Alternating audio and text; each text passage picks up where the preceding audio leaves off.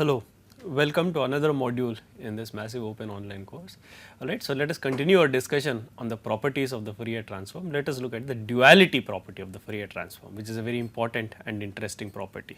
So, what we want to look at today is the duality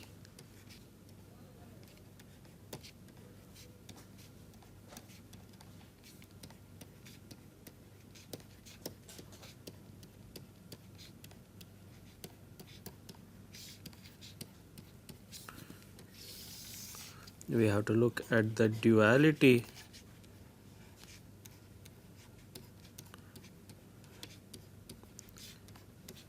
property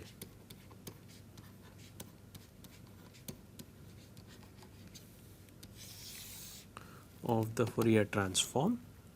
Okay. So, let us say xt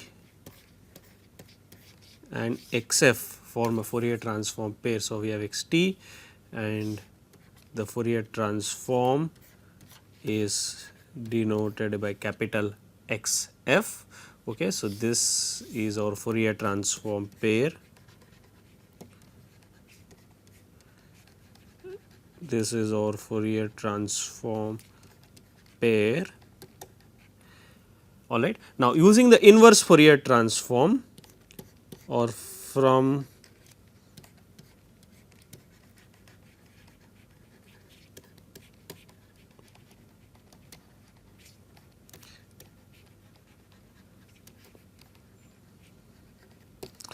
the inverse Fourier transform, what we have is we have, well, capital X t is given as the inverse Fourier transform of x of f, since they form a Fourier transform pair e to the power of j 2 pi f t df. This is your inverse Fourier transform, correct. This is the relationship we have from the inverse Fourier transform, that is small x of t is minus x minus infinity to infinity, capital X of f e to the power of j 2 pi f t df. Now, what we are going to do is we are going to do something interesting. We are going to interchange these variables t and f. Remember, t and f are simply variables. Alright. So, what we are going to do? We are going to replace t by f, f by t. So, we are going to interchange t and f. Okay. Because this integral, remember, it holds for all t and all f. So, now what we are going to do is we are going to interchange, or let me just write it more clearly, we are going to interchange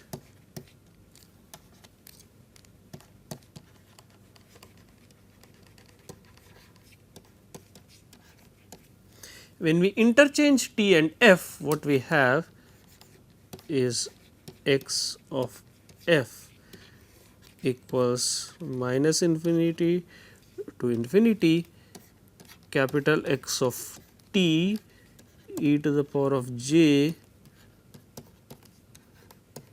2 pi f t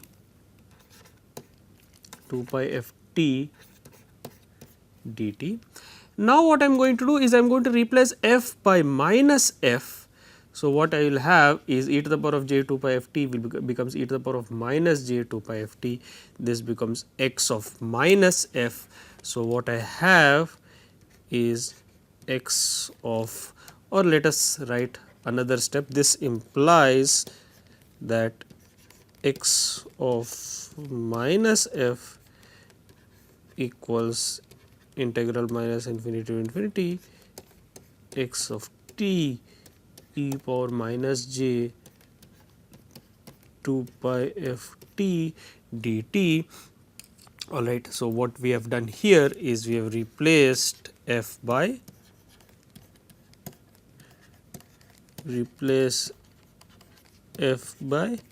minus f. And now, if you look at this integral capital X of t e to the power of minus j 2 pi f t dt, integral minus infinity to infinity, this is nothing but the Fourier transform of capital F t.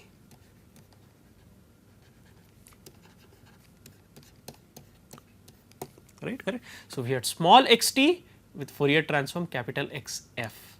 Now, what we are saying is that capital X of t, correct, that is if we replace f by t, that is instead of the Fourier transform in the frequency domain, if you consider that as a time function capital X of t, its equivalent Fourier transform becomes small x of minus f, that is what was previously the time function.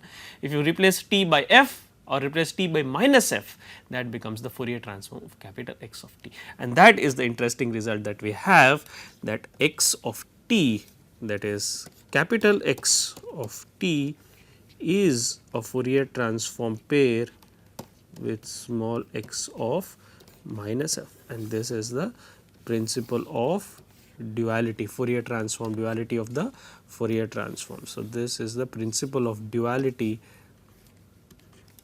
This is your principle or property of duality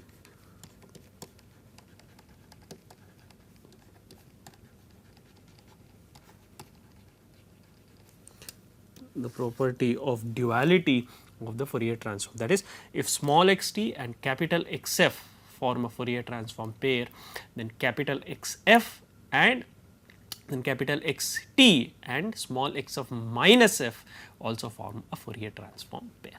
Okay, so, this is the property of duality. So, if we know the Fourier transform of a signal capital small x of t, correct, capital which is given by capital X of f, we can alternatively also find, right, using the principle of duality, the Fourier transform of the time domain signal capital X of t. For instance, let us illustrate this using an example, alright. So, let us illustrate this example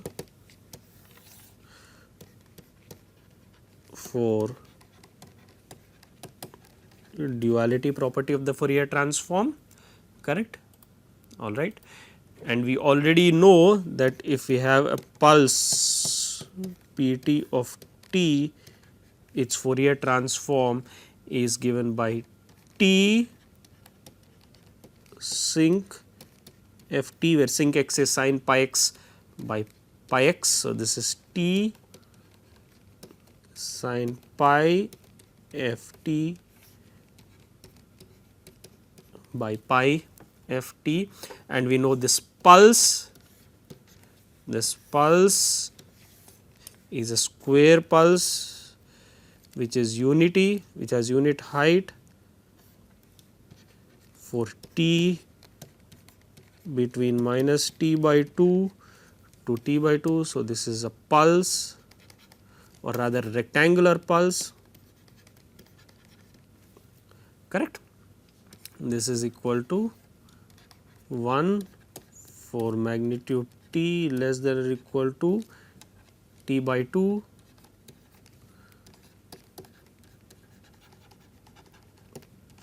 and 0 otherwise, correct. This forms a Fourier transform pair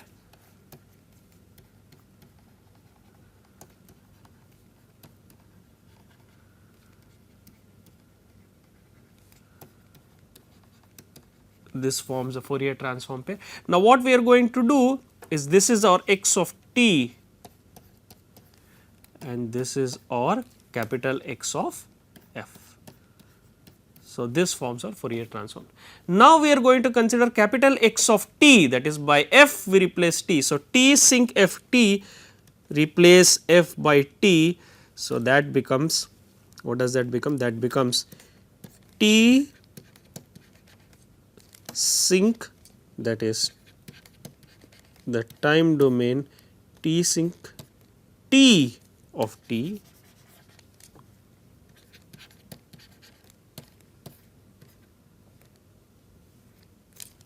t sinc f t becomes t sinc t t, and the Fourier transform of this is given by p t of replace p t of minus f, that is Fourier transform of this is given by x of minus f replace t by minus f, that is p t of minus f. Okay. And this is what we get employing the principle of, that is from duality tells us the t sinc of t times capital T has p t of minus f. Now, what we are going to do is just for convenience replace t,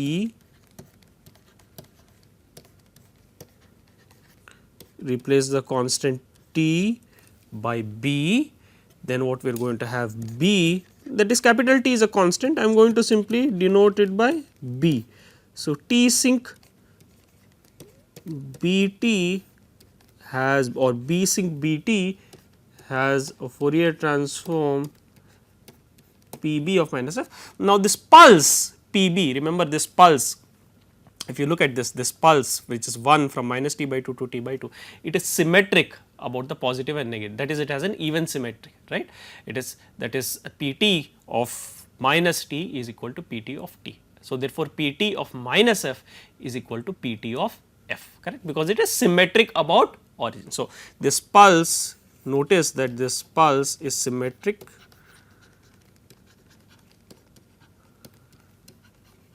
about 0, this is symmetric about 0, this implies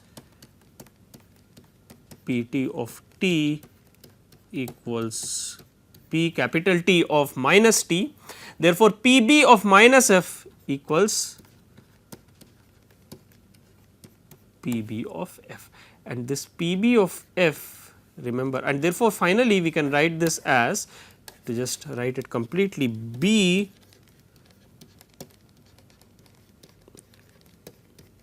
sync Bt has Fourier transform Pb of f,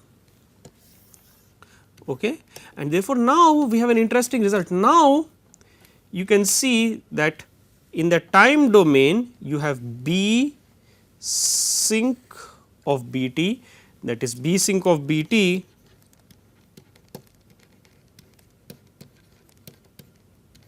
of Bt, remember, equals B at t equal to 0. So, at t equal to 0, this is equal to B, and then it has a sign,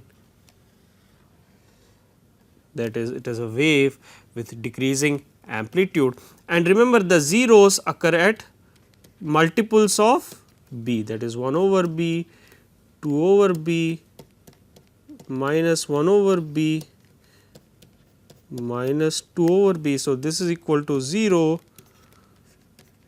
for t equals k over B, where k element of any integer comma k is not equal to 0, all right. So, we have B sync Bt, remember at t equal to 0, this is capital B, except at that position, or all integer multiples of 1 over B, correct, that is at t equal to k over B, all right. This is equal to 0, because remember we said the sign, this is in the numerator we have sign of pi b t, and sign is 0 at all integer multiples of pi. Therefore, at t equal to any integer k over b, this will be 0. And in the frequency domain, what this result says, in the frequency domain its Fourier transform is given by Pb of f, that is, now if you look at the frequency domain, the Fourier transform will be, remember, Pb of f is a pulse from, correct, of height 1, pulse of height 1 from minus b by 2 to b by 2, this is your P of b of f. So, this is a pulse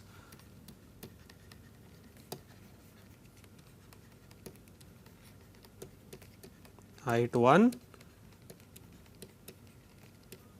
width equal to b,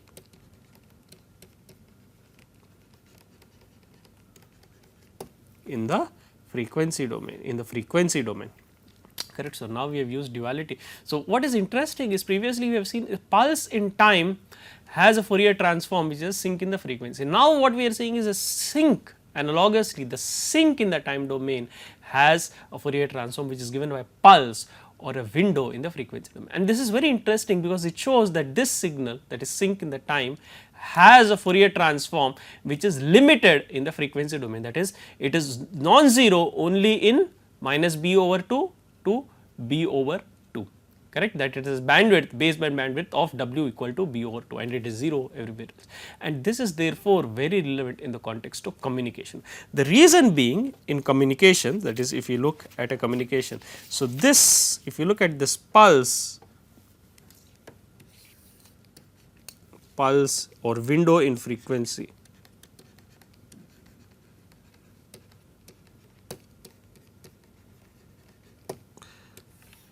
this is very important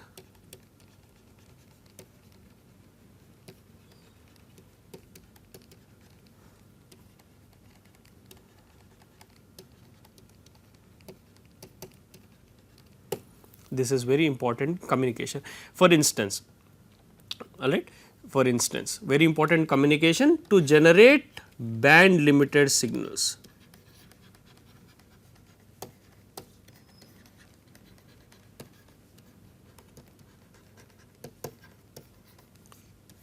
This is the important idea, to generate band limited. What do we mean by band limited signals? That is, each, for instance, each cellular operator has a certain bandwidth over which the cellular operator has purchased and over which the cellular operator is allowed to transmit. All right. So, the cellular operator can transmit the signal that is only spans that particular band. All right, he is not allowed to, that particular cellular operator is not allowed to transmit signals on bands which are outside that frequency band. So, therefore, in any communication, any wireless communication, one needs to restrict the transmitted signal to a certain band, a certain band that is allowed for transmission, the certain band that is licensed to that particular cellular operator, or certain band, for instance in Wi-Fi, that is an open band that is legal for that in which one is allowed to legally transmit the Wi-Fi signal. Alright, so one has to generate a band limited signal, and this sync function in the time domain helps us generate the band limited signal. Alright. So, let us look at an application of this in GSM. For instance, let us look at the context of GSM. For example, this is an example in GSM, one needs to generate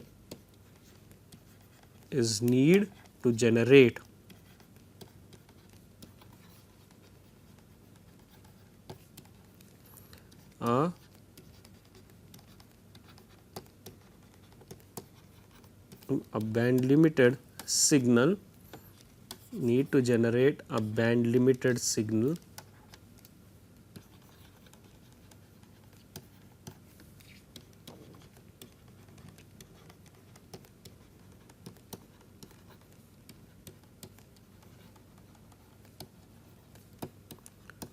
of bandwidth equals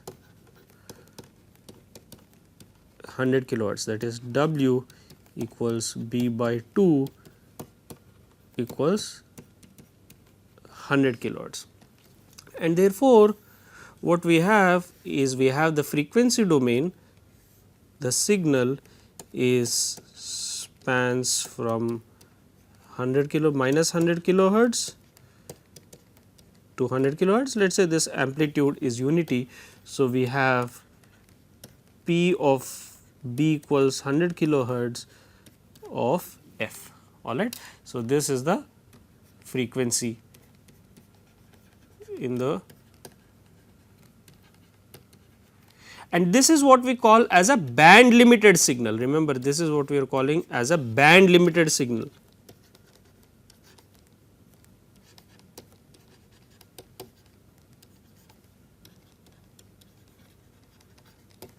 This is what we are calling a band limited signal, because the signal is limited to the band minus 100 kilohertz to 100 kilohertz. The energy or the power that is radiated in the band outside, that is the out of band radiation, that is the power that is radiated or the power transmitted in the band outside this minus 100 kilohertz to 100 kilohertz is 0. Therefore, it does not cause interference to other wireless systems or other communication systems or the signals of other cellular operators in bands that are outside this specified band. So, the out of band radiation is 0. So, this is a band limited signal, alright. So, 0 power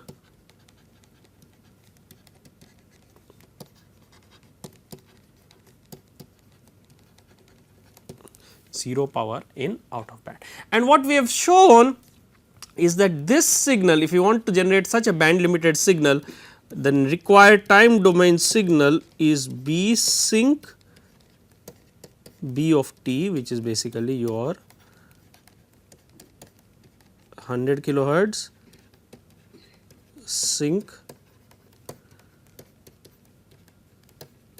100 kilohertz times time.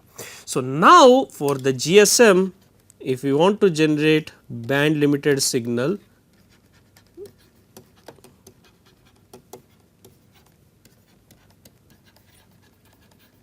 correct, with B by 2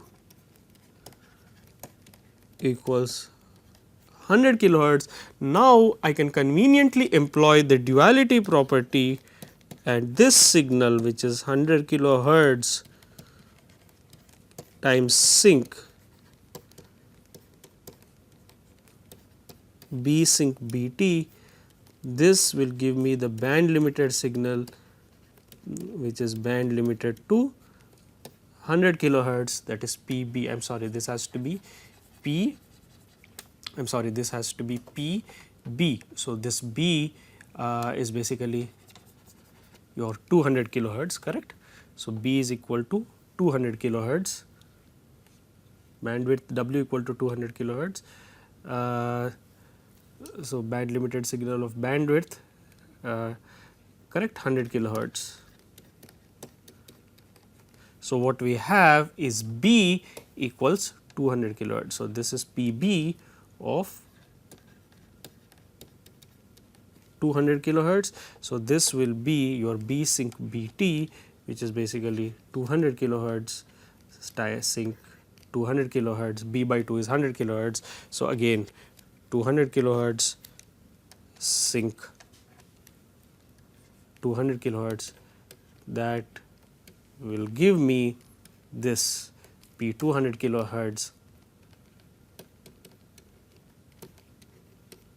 of F, alright. So, this is the signal that is band limited, this is your band limited. So, this is basically the band limited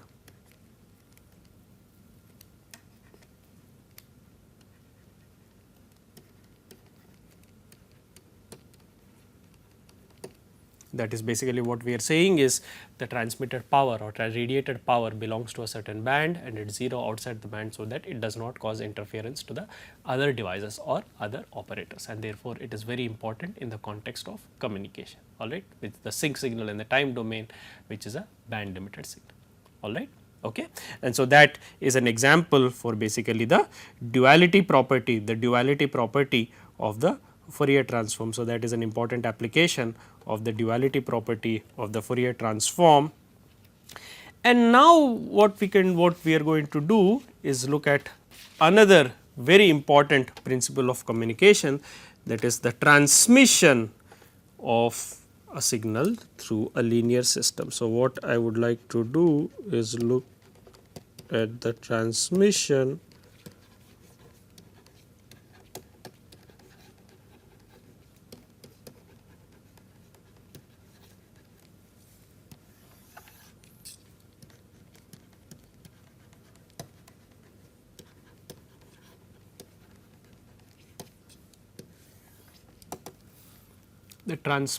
of a signal through a linear system, all right. So, what we have is basically, let us consider a signal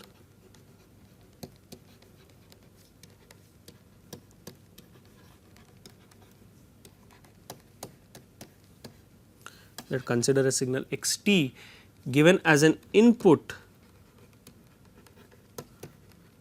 to a L T I, where L T I denotes basically a linear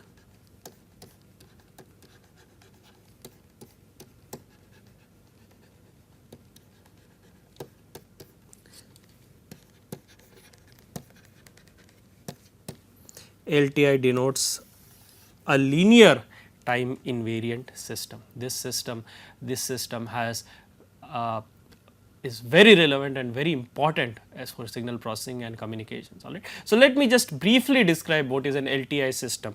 An LTI system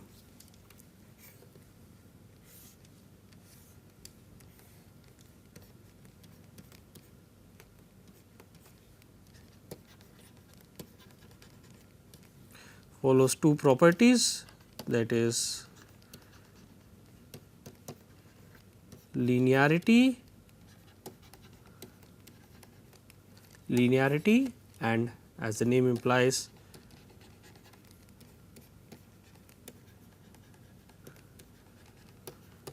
time invariance, correct. What is the linearity property? That is, if x t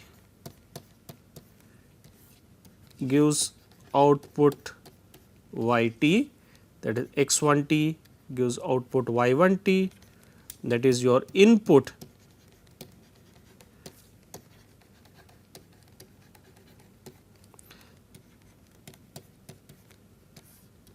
x 2 t or x 1 t gives output y 1 t, x 2 t gives output y 1 t, then if the system is linear,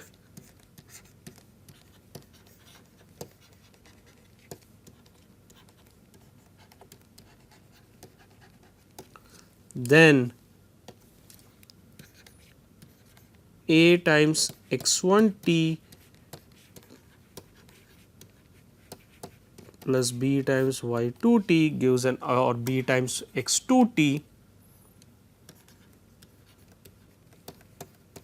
gives an output a times y 1 t plus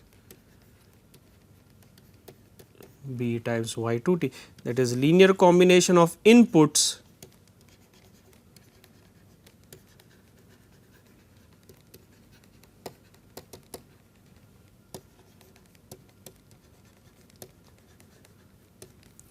produces the same linear combination of outputs.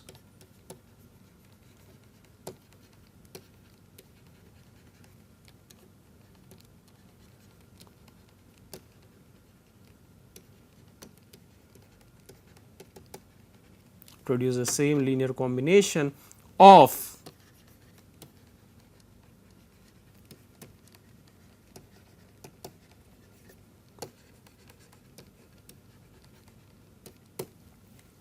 the corresponding outputs. That is, if input x 1 t produces output y 1 t, input x 2 t produces output y 2 t, then if I give a linear combination of the inputs, that is a times x 1 t plus b times x 2 t, then you observe the output is given by the corresponding linear combination of the outputs, that is a times y 1 t plus b times y 2 t. This is the linearity property, all right.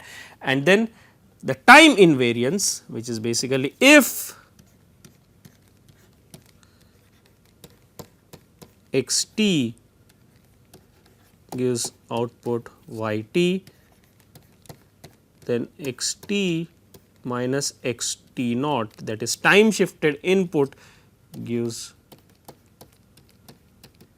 that is if you have the time shifted input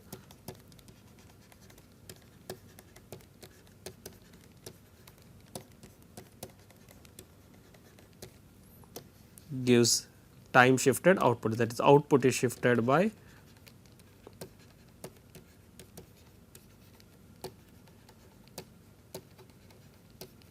that is the output is shifted by t naught. That is, if the input is time shifted by x t minus t naught, correct, it can be delayed by t naught or it can be advanced, that is if t naught is negative, then it is an advance in time, correct. Then the output is similarly time shifted, that is y t minus t naught, that is for every x t, that is if x t gives an output for any input x t, if the output is y t, if the input is shifted by t naught, that is x t minus t naught, the output is y t minus t naught, right. The output is simply a time shifted version of the output corresponding to the corresponding to x t, then this system is known as a time invariant system.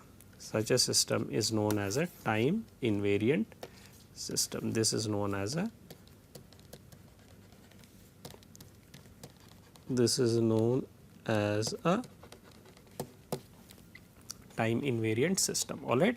So, this system, if this system follows this property, that is A x 1 t plus B x 2 t gives rise to A y 1 t, gives output A y 2 t, A y 1 t plus B y 2 t, and x t minus t naught gives output y t minus t naught. That is, if the system follows linearity and time invariance, that is linear follows the linearity property,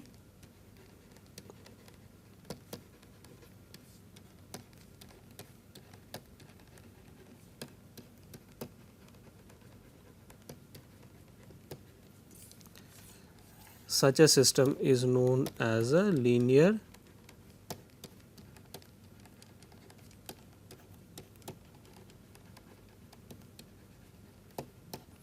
such a system is known as a linear time invariant or